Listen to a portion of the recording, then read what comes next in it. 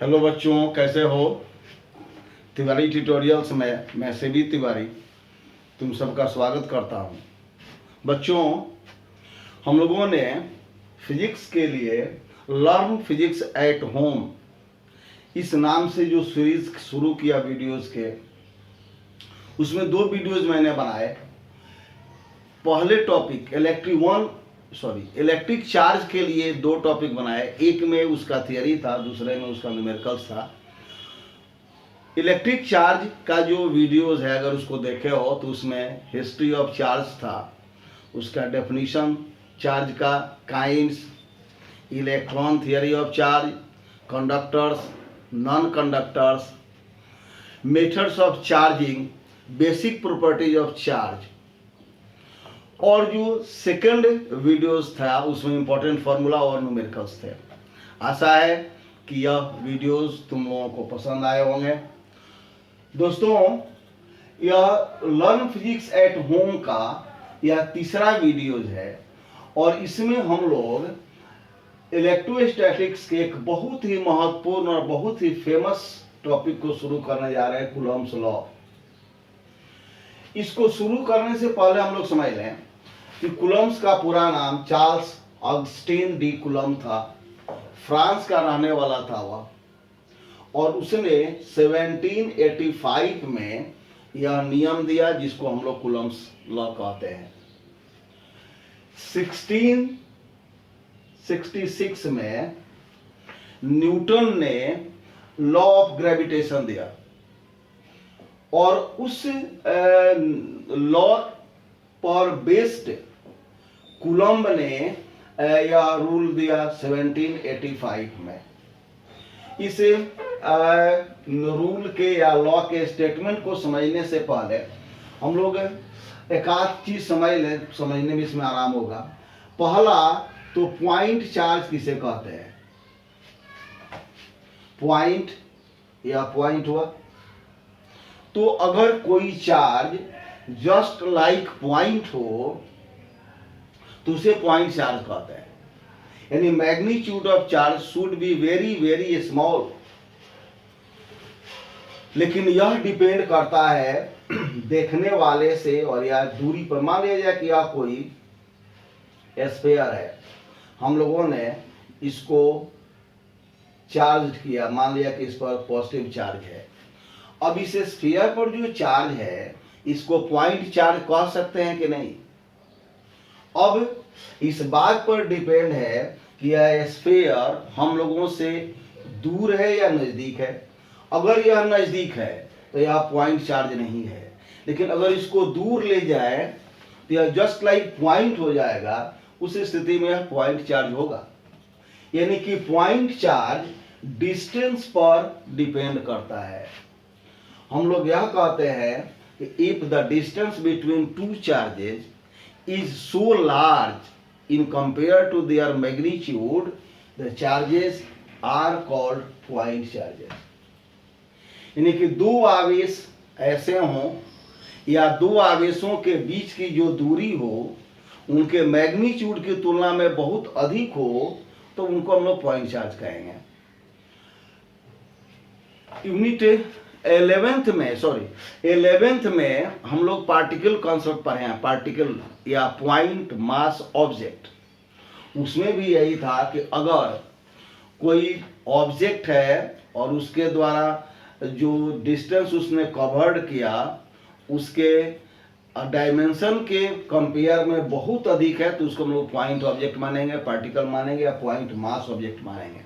ठीक यहाँ पे कॉन्सेप्ट है कि पॉइंट चार्ज वह चार्ज है जिसके बीच की दूरी उसके मैग्नीट्यूड की तुलना में बहुत अधिक हो, जो पॉइंट की तरह दिखाई दे। दूसरी चीज यह है, हम लोगों ने पहला जो टॉपिक था इलेक्ट्रिक चार्ज, उसमें पढ़ा था हम लोगों ने कि अगर 2 पॉजिटिव चार्जेज हों तो उनके बीच रिपल्सन होगा। अगर 2 निगेटिव चार्जेज हों तो उनके बीच भी रिपल्सन होगा। और अगर एक चार्ज पॉजिटिव हो और एक चार्ज निगेटिव हो तो इनके बीच अट्रैक्शन होगा। But what is the magnitude of the force of attraction और रिपल्सन, इनके बीच जो रिपल्सन हो रहा है, इनके बीच जो अट्रैक्शन हो रहा है, अगर उस फोर्स को F माने तो इसका वैल्यू कितना होगा। तो इसके लिए कूलॉम्स लॉ है। Coulomb's law electrostatic force of attraction और रिपल्सन का मैग्नीट्यूड बताता है। इसके स्टेटमेंट को समझ लेते हैं। देखो हम लोगों ने इसमें लिखा कि the magnitude of electrostatic force of attraction और repulsion between two static point charges is directly proportional to product of the magnitude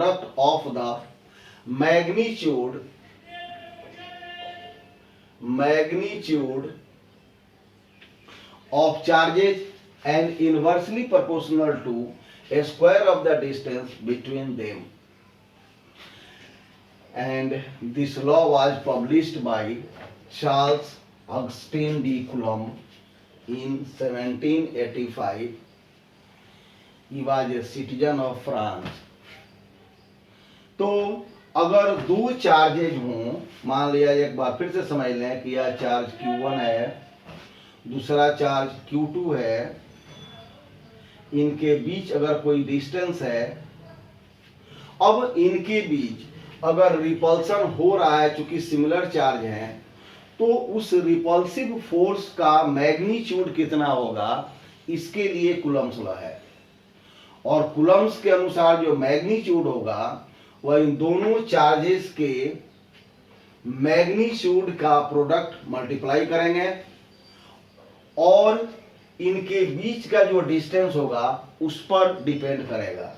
magnitude बढ़ने से, चार्ज का मैग्नीट्यूड बढ़ने से फोर्स बढ़ जाएगा और डिस्टेंस बढ़ने से फोर्स बहुत तेजी से घटेगा। अगर डिस्टेंस 2 टाइम्स कर दें तो फोर्स 1/4 टाइम्स हो जाएगा। अगर डिस्टेंस 3 टाइम्स कर दें तो फोर्स 1/9 टाइम्स कम हो जाएगा। तो इस तरह से यह स्टेटमेंट है कूलम्स लॉ का। एक बार इसको फिर से समझ लें कि the magnitude of electrostatic force of attraction or repulsion between two static point charges is directly proportional to the product of the magnitude of charges and inversely proportional to a square of the distance between them। यह बहुत ही famous law है electrostatics का, जो दो charges के बीच में attraction या repulsion force का मैग्नीट्यूड बताता है। अब इसको हम लोग थोड़ा सा एक्सप्लेन करके समझें। इसको एक्सप्लेन करके समझें।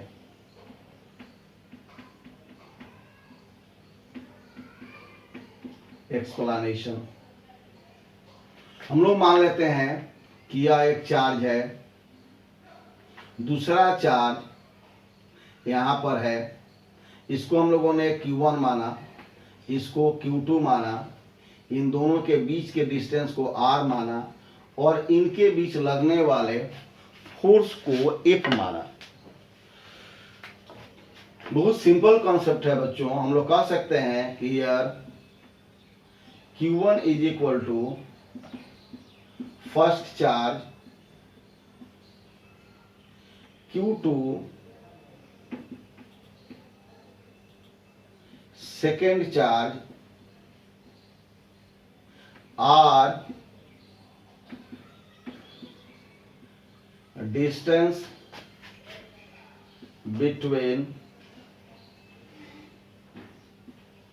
Q1 and Q2 and F। अब यहां देख सकते हो कि F अट्रैक्शन है या रिपल्सन है, तो इसके लिए हम लोग समझ सकते हैं कि अभी प्लस चार्ज है, यह भी प्लस चार्ज है, तो इन दोनों के बीच में रिपल्सन होगा, इन दोनों के बीच में रिपल्सन होगा। F equal to the repulsive force between Q1 and Q2.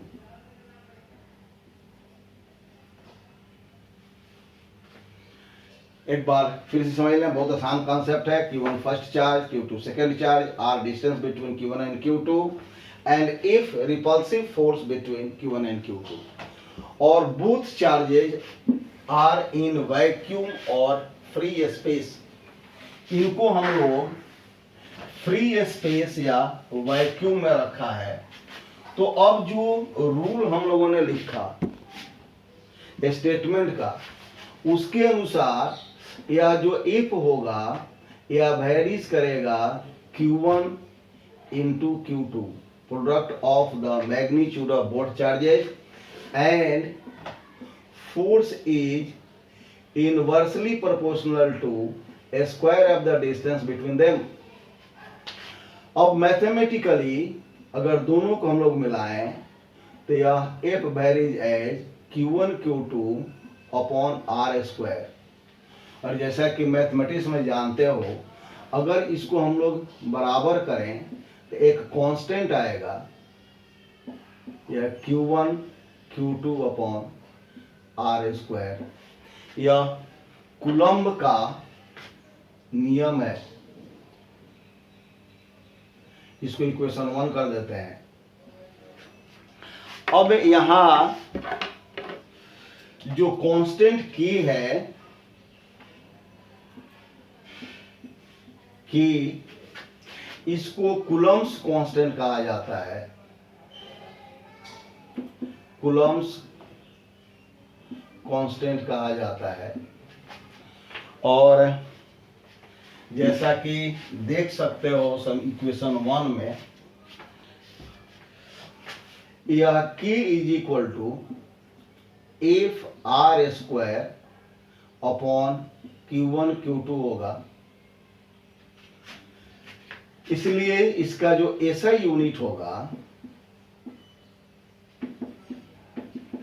K is equal to force के लिए न्यूटन, मीटर डिस्टेंस के लिए, और यह कूलम्ब फर्स्ट चार्ज के लिए और कूलम्ब सेकेंड चार्ज के लिए। तो यह हो जाएगा newton metre square coulomb power -2। यह एसआई यूनिट हुआ कूलम्ब्स कांस्टेंट का। अगर इसका डायमेंशंस हम लोग निकालें तो K is equal to force के लिए एम एल टी पावर -2, यह एल स्क्वायर हुआ आर स्क्वायर के लिए, और फर्स्ट चार्ज के लिए ए टी और सेकेंड चार्ज के लिए ए टी। तो यह M L power 3 T power -2 upon A square T square. तो यह K का डायमेंशन होगा M L Q T power -4 A square.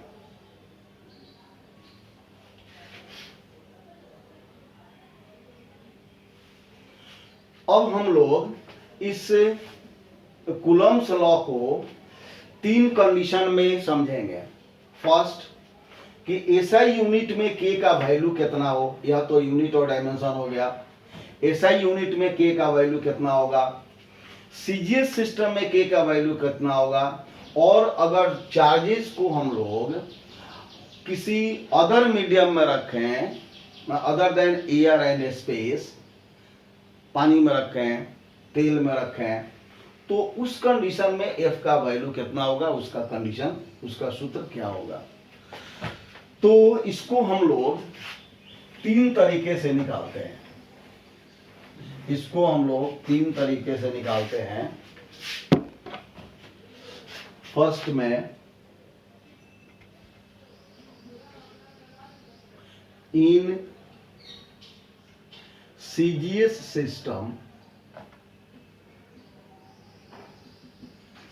CGS system में K is equal to 1। CGS system में K कांस्टेंट है, in CGS system में जो Coulomb's constant के है इसका वैल्यू 1 होता है, और जो इक्वेशन 1 है अगर उसमें के का वैल्यू रख दें तो F is equal to Q1 Q2 upon R square होगा। जब इस फॉर्मूला का यूज करेंगे तो Q1 और Q2 स्टैट कूलम में होंगे। हम लोग यूनिट 1 में या टॉपिक 1 में जो इलेक्ट्रिक चार्ज पढ़े थे उसमें स्टैट कूलम और कूलम के बीच में रिलेशन लिखे थे। एक बार फिर से देख लें कि सीजीएस सिस्टम में कूलम कांस्टेंट के का वैल्यू 1 होता है और इसलिए F is equal to Q1 Q2 upon R square होता है। अगर इस फॉर्मूला का यूज करेंगे तो R सेंटीमीटर में होगा और Q1 Q2 स्टैट कूलम में होगा। अब सेकंड अगर हम लोग या कहें इन एसआई यूनिट्स,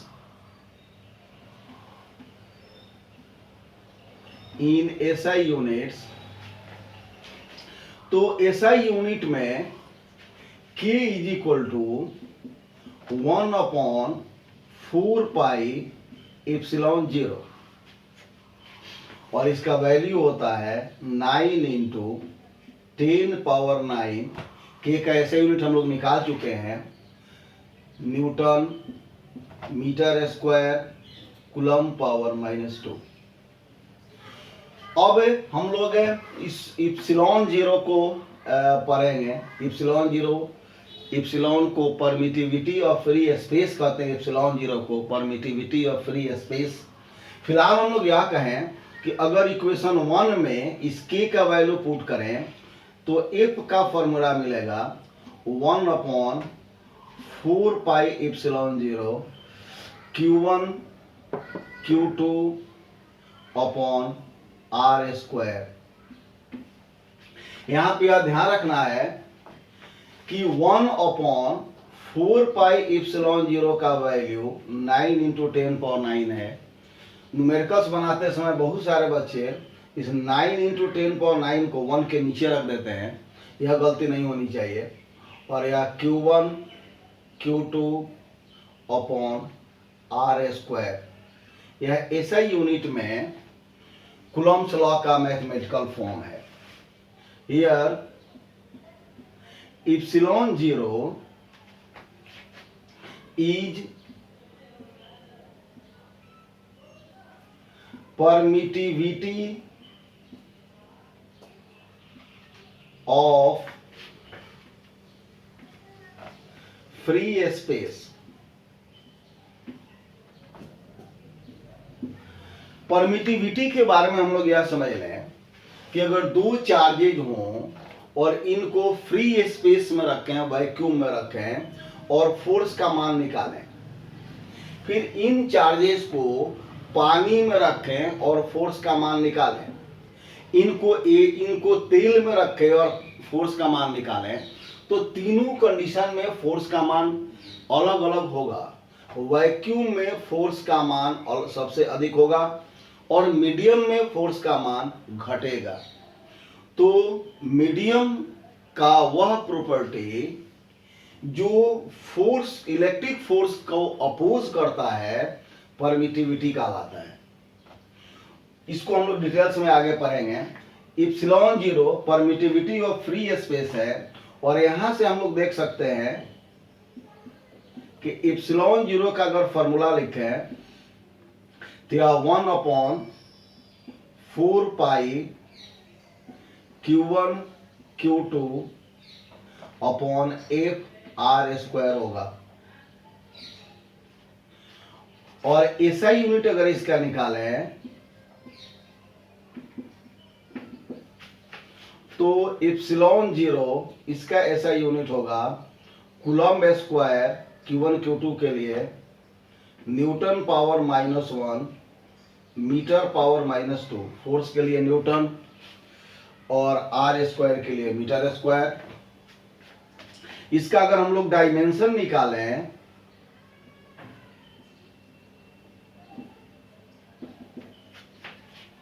इप्सिलॉन 0 का डायमेंशन, तो चार्ज Q1 के लिए 80, Q2 के लिए 80, तो A square T square upon M L T power -2 और एल स्क्वायर।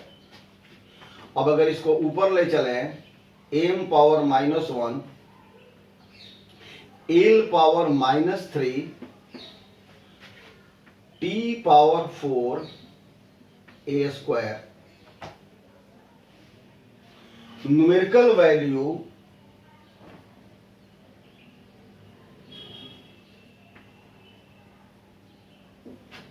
एप्सिलॉन का numerical value 8.85 10 power -12 coulomb square newton power -1 metre power -2 होता है। बच्चों, ऑब्जेक्टिव या न्यूमेरिकल्स बनाते समय एप्सिलॉन 0 के इन फीचर्स की आवश्यकता होती है, या एप्सिलॉन 0 का फॉर्मूला या उसका एसआई यूनिट या डायमेंशन और या न्यूमेरिकल वैल्यू।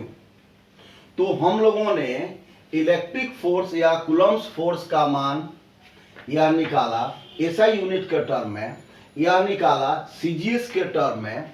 अब हम लोग यह कहें कि अगर दो चार्जेस को हम लोग एयर या स्पेस के अलावे किसी अदर मीडियम में रखें, सपोज इन वाटर या इन ऑयल, तो उस कंडीशन में हम लोग कूलम्ब्स लॉ को किस प्रकार से डिफाइन करेंगे। तो देखो, हवा और स्पेस के अलावे किसी भी अन्य माध्यम में की का वैल्यू होता है 1/4 पाई एप्सिलॉन 0 या एप्सिलॉन एम। एप्सिलॉन एम या एप्सिलॉन 0 इंटू एप्सिलॉन आर के इक्विवेलेंट होता है, और यह परमिटिविटी ऑफ द मीडियम। तो उस कंडीशन में इक्वेशन 1 में अगर हम लोग के का वैल्यू रखें तो F is equal to 1/4 pi epsilon 0 epsilon R Q1 Q2 upon R square. ध्यान दो कि इस फॉर्मूला का यूज हम लोग किसी अदर मीडियम के लिए करेंगे, स्पेस और एयर को छोड़ के। अब इसमें जो एप्सिलॉन आर है, एप्सिलॉन आर है, इसको रिलेटिव परमिटिव भी कहा जाता है, रिलेटिव परमिटिविटी, रिलेटिव परमिटिविटी कहा जाता है। और यह epsilon M upon epsilon R के बराबर होता है, sorry epsilon M upon epsilon 0 के इक्विवेलेंट होता है। Permittivity of medium upon permittivity of air और फ्री स्पेस। एप्सिलॉन आर को डाई इलेक्ट्रिक कांस्टेंट भी कहा जाता है, और यह की से इसको डिनोट करते हैं। इसको हम लोग यहाँ सपोज कर सकते हैं कि also epsilon R is equal to capital K dielectric constant, और यह इक्विवेलेंट होता है force between two charges in air और force between two charges in a medium. यहां पर हम लोग एम लिख सकते हैं फॉर मीडियम। तो एक बार इसको फिर से थोड़ा सा समझ लें, थोड़ा सा कॉम्प्लिकेटेड है। एक जो कूलम्ब्स लॉ है, अगर सीजीएस सिस्टम इसका यूज करते हैं तो सीजीएस सिस्टम में कूलम्ब्स कांस्टेंट का वैल्यू 1 होता है, और इसलिए इक्वेशन 1 जो हम लोगों ने लिखा है उसमें के का वैल्यू रखेंगे तो F is equal to Q1 Q2 upon R square होगा। यहाँ पर Q1 Q2 स्ट्रेट कूलम में होंगे और आर सेंटीमीटर में होगा। अब एसआई यूनिट देखते हैं, तो एसआई यूनिट में कूलम्ब्स कांस्टेंट का मान 1/4πε0 होता है और इसका वैल्यू 9 × 10⁹ होता है। कूलम्ब्स कांस्टेंट का हम लोग यह यूनिट निकाले भी हैं, न्यूटन मीटर स्क्वायर पर कूलम स्क्वायर। अब इक्वेशन 1 में अगर इस k का वैल्यू रखें तो electric force between two charges का यह वैल्यू हुआ एसआई यूनिट में। अब इसमें इप्सिलॉन 0 को समझना जरूरी है, जो हम लोगों ने लिखा इप्सिलॉन 0 को परमिटिविटी ऑफ फ्री स्पेस कहते हैं। परमिटिविटी को हम लोगों ने कहा कि यह दो मीडियम्स के बीच में फोर्स कितना आसानी से फ्लो करेगा, एक तरह से उसका मेजरमेंट है। और इस फॉर्मूला के अनुसार इप्सिलॉन 0 का हम लोगों ने यह फॉर्मूला निकाला 1/4π Q1 Q2/F यहाँ आ गया, इप्सिलॉन 0 वहाँ चला गया। इसके आधार पर हम लोगों ने इसके एसआई यूनिट निकाले, या डायमेंशन निकाला और यह न्यूमेरिकल वैल्यू निकाला। यह सब याद होना चाहिए, एग्जामिनेशन पॉइंट ऑफ व्यू से अब बहुत जरूरी है। अब अगर दो चार्जेस को हवा या फ्री स्पेस के अलावे किसी अदर मीडियम में रखा जाए तो कूलम्ब्स कांस्टेंट का वैल्यू 1/4πε0 होता है। इसको हम लोग 1/4πε0 कहते हैं।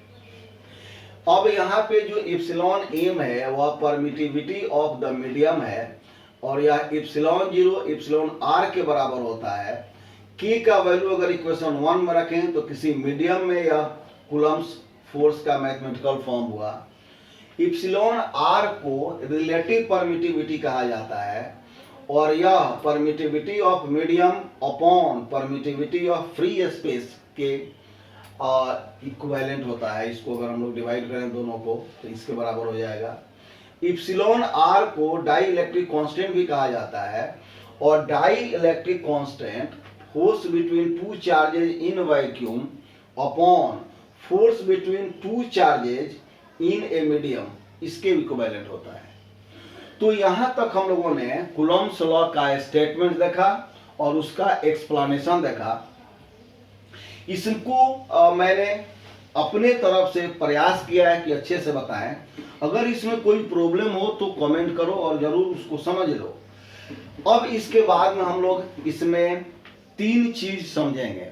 First, what is a unit charge, second vector form of Coulomb's law और थर्ड में features and limitation of Coulomb's law. तो इसके आगे वाला हम लोग पोर्शन शुरू करते हैं, what is a unit charge.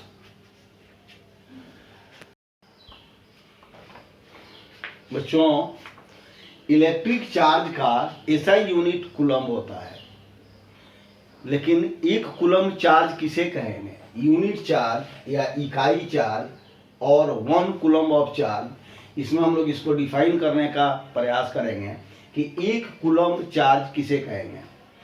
तो Coulomb's law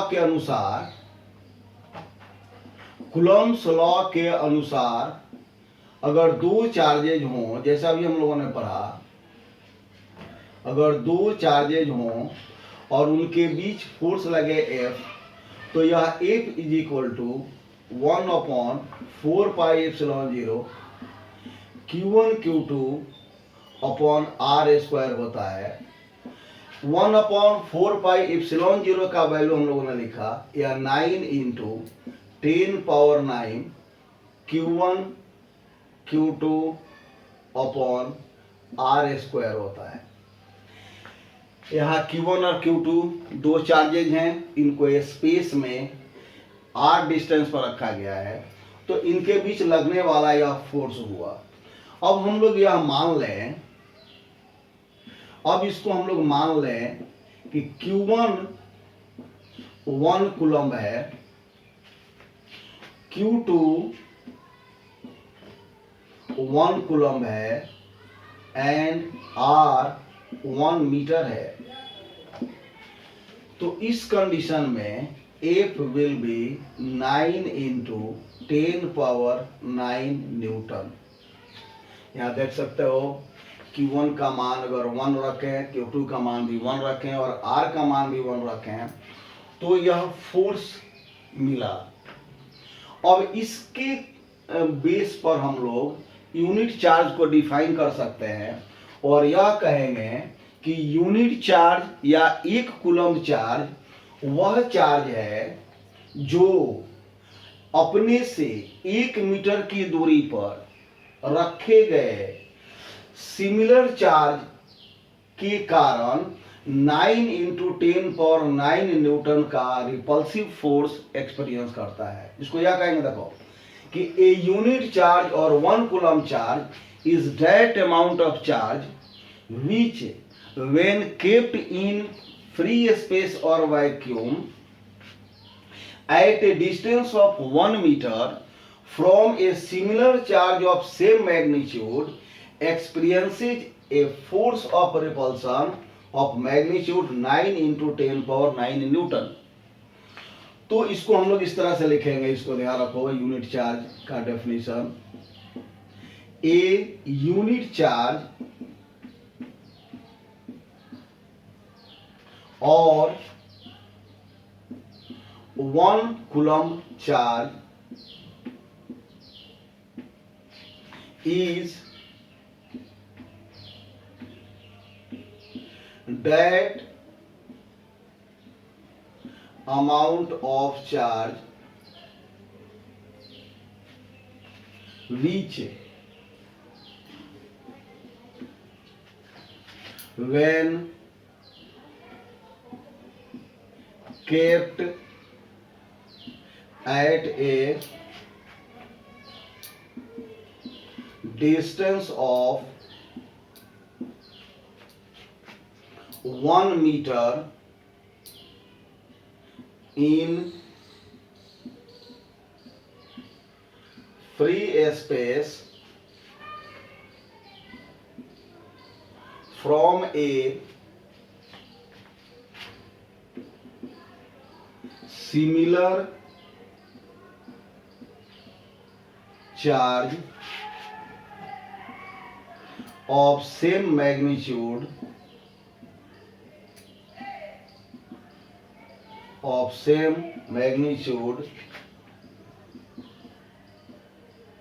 experiences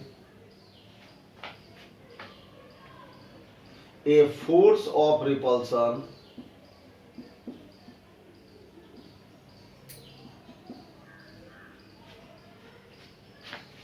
of magnitude 9 into 10⁹ Newton. This is the definition of a unit charge और 1 कूलम्ब ऑफ चार्ज। इसको फिर से देख लें कि यूनिट चार्ज और 1 coulomb charge is that amount of charge which when kept at a distance of 1 meter in free space from a similar charge of same magnitude experiences a force of repulsion of magnitude 9 into 10⁹ Newton. तो इस तरह से हम लोग 1 coulomb of charge को define कर सकते हैं, इसको समझ सकते हैं। अब इसके बाद जो हम लोग का अगला हेडिंग है वह vector form of Coulomb's law.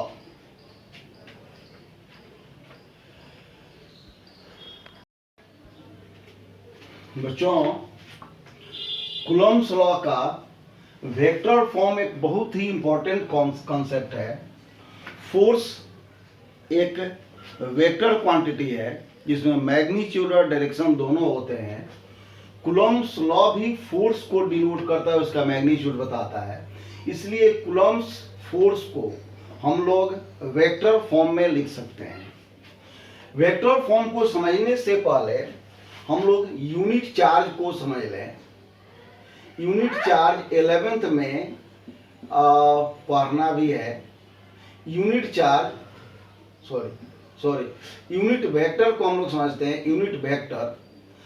Unit vector means A vector which magnitude is 1 और यूनिट वेक्टर को हम लोग कैप द्वारा डिनोट करते हैं।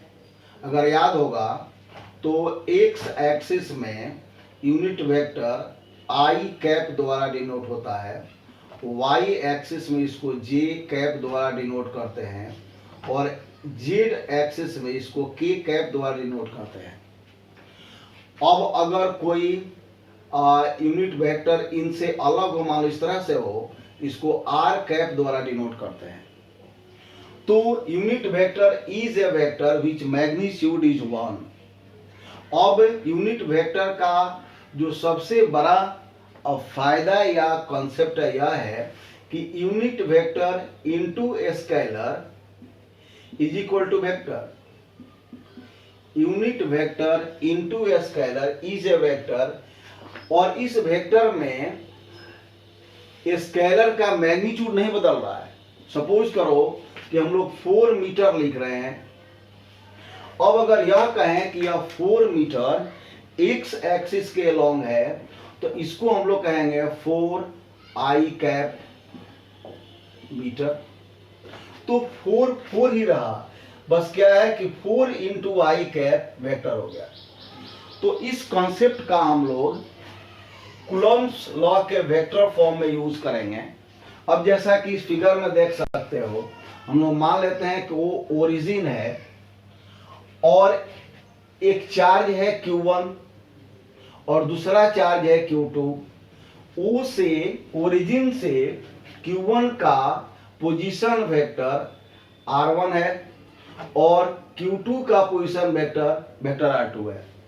पोजीशन वेक्टर के बारे में यह समझ सकते हो कि वह वेक्टर जो किसी ऑब्जेक्ट, किसी वस्तु का पोजीशन बताए फ्री स्पेस में।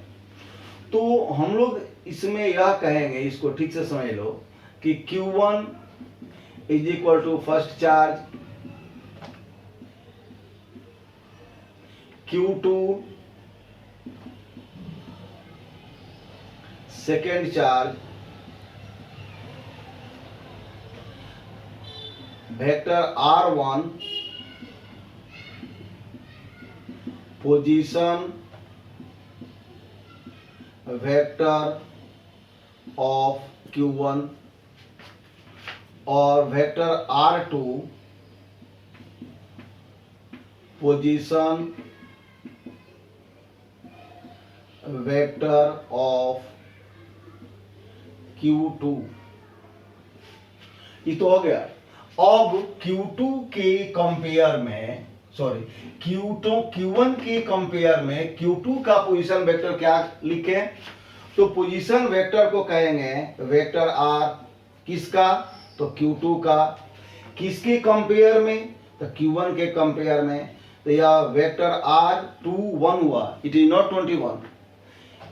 वेक्टर R21 यानी कि position vector of Q2 in relative to Q1, यह हो गया position vector of Q2 in relative to Q1। इसी प्रकार से अगर हम लोग Q2 के कंपेयर में Q1 का पोजीशन वेक्टर निकालें तो पोजीशन वेक्टर R होगा। किसका? तो Q1 का। किसके कंपेयर में? तो Q2 के कंपेयर में। यह वेक्टर R12 होगा और यह होगा position vector of Q1 in relative to Q2। एक और चीज देख सकते हो कि Q1 से Q2 की तरफ राइट साइड है और Q2 से Q1 की तरफ लेफ्ट साइड है। देयरफॉर वेक्टर R21 इक्वल तो है लेकिन डायरेक्शन दोनों का अपोजिट है, यानी कि Q1 से Q2 का रिलेटिव वेक्टर या Q2 से Q1 का रिलेटिव वेक्टर मैग्नीट्यूड में बराबर है लेकिन डायरेक्शन इनका अपोजिट है। तो अगर मोड ले लें तो ये दोनों इक्वल होंगे, मॉड ले लें तो दोनों इक्वल हो जाएंगे। वेक्टर r का 2 1 का mod is equal to r 1 2 का मॉड, मॉड हटा देंगे दोनों इक्वल हो गए।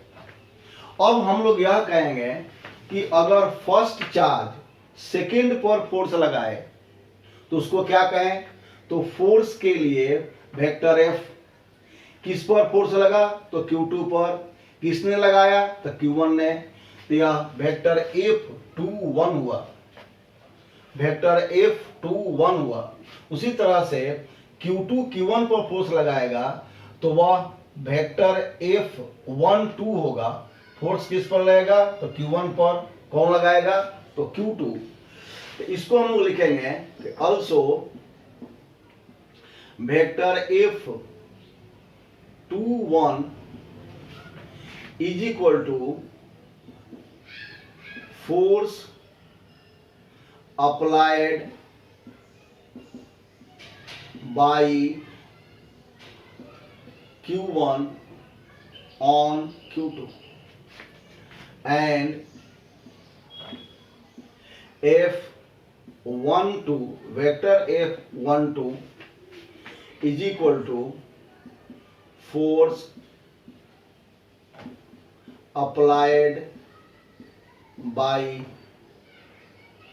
Q2 on Q1। तो एक बार इसको फिर से समझ लें। यह जो फिगर सामने है इसमें Q1 फर्स्ट चार्ज है, Q2 सेकंड चार्ज है, वेक्टर R1 Q1 का पोजीशन वेक्टर है ओरिजिन या ओस की तुलना में, वेक्टर R2 Q2 का पोजीशन वेक्टर है। अब Q1 के कंपेयर में Q2 का पोजीशन वेक्टर वेक्टर R21 है, vector R21 position vector Q2 का है इन रिलेटिव टू Q1।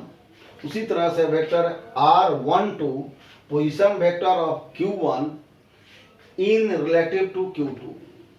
अब जैसा कि हम लोग देख सकते हैं Q1 से Q2 का पोजीशन वेक्टर और Q2 से Q1 का पोजीशन वेक्टर मैग्नीट्यूड में तो इक्वल है लेकिन डायरेक्शन में अपोजिट होगा। इसके बाद हम लोगों ने कहा कि अब Q1 Q2 पर फोर्स लगाएगा रिपल्सन का, क्योंकि दोनों सिमिलर चार्ज हैं, दोनों प्लस हैं, तो उसको हम लोग कहेंगे वेक्टर F21 फोर्स लगेगा Q2 पर, लगाएगा Q1। उसी तरह से अगर Q2 Q1 पर फोर्स लगाए तो इसको हम लोग कहेंगे वेक्टर F12 फोर्स लगाएगा Q2 और फोर्स लगेगा Q1 पर।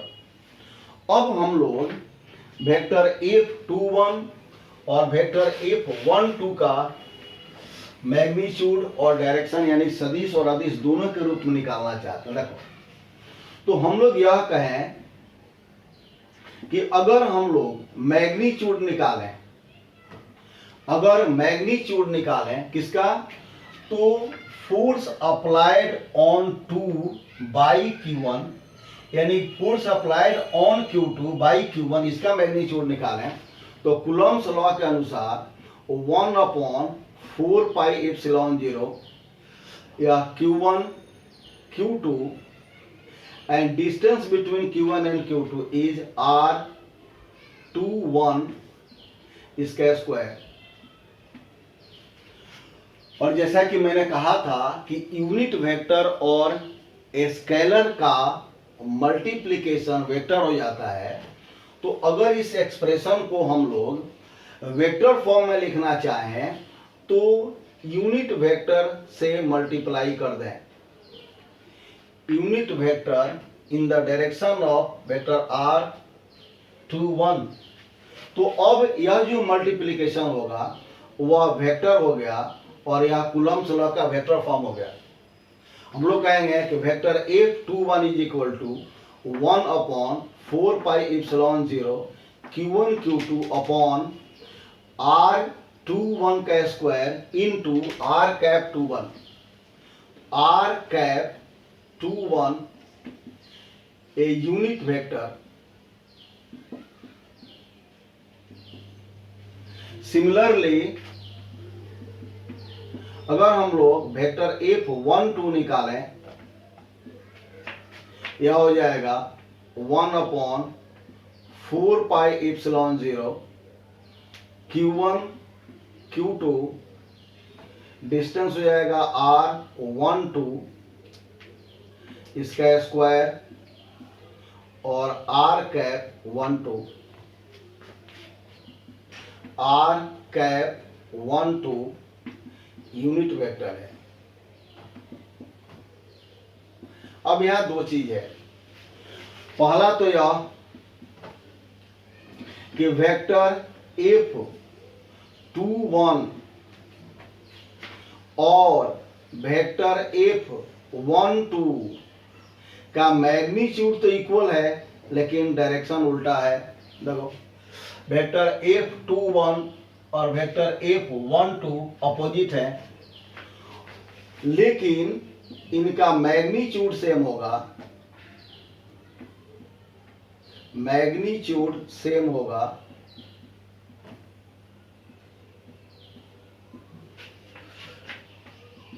तो इस कंडीशन में यह एक्शन रिएक्शन कपल बनाते हैं। ये दोनों फोर्स एक्शन रिएक्शन कपल बनाते हैं। अगर याद होगा Newton's third law of motion, action and reaction are equal in magnitude but opposite in direction. तो इसका मतलब यह हुआ कि कूलम्ब का लॉ न्यूटन के थर्ड लॉ के अकॉर्डिंग है, उसका पालन करता है। हम लोग कहेंगे कि here vector F21 and vector F12 are action reaction couple, hence Coulomb's law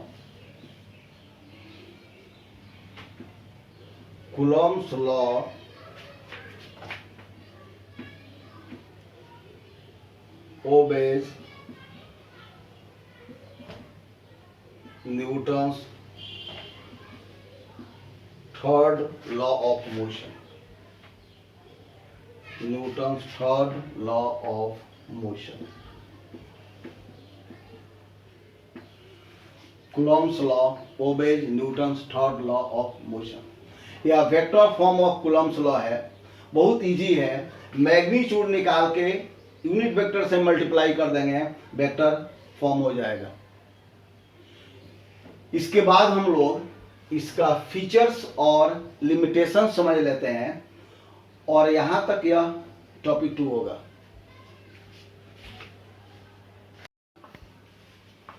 बच्चों टॉपिक 2 यानी कूलम्ब्स लॉ के लास्ट में हम लोग इसका फीचर्स और लिमिटेशंस देखेंगे।